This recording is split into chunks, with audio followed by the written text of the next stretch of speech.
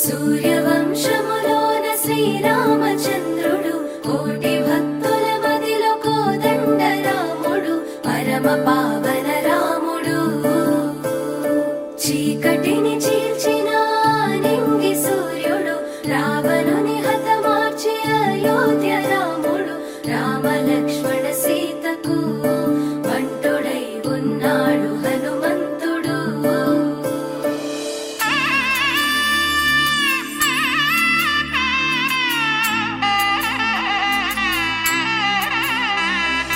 మూడు ముళ్ళ బంధము జరిగెను శుభలగ్నము సీతారాముడు ఒకటయ్యను ఈ దినము.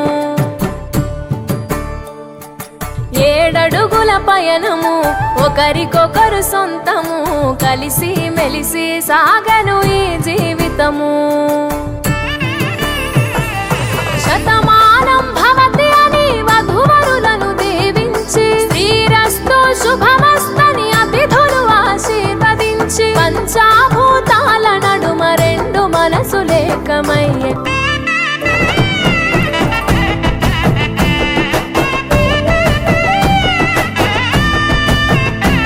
కస్తూరి నుదుట దిద్ది దిష్టి చుక్క పెట్టి చేతి గాజులు తొడిగి కాళ్ళకు పరణి పూసి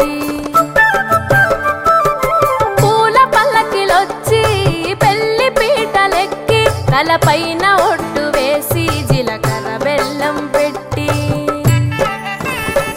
పుట్టింటి గడపను దాటి పెళ్లి కూతురు పెట్టింటి గడపలో అడుగు పెట్టే కోడలు.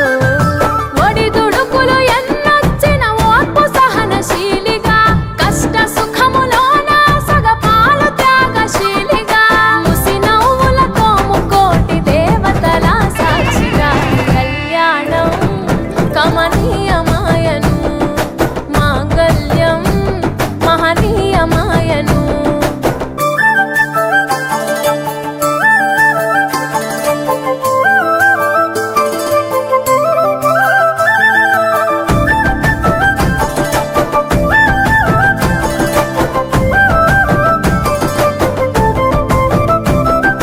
పసుపు తాడు మెడలో పదిల ముంది అదలో చిటికెనేలు ముడితో చివరి వరకు జతలో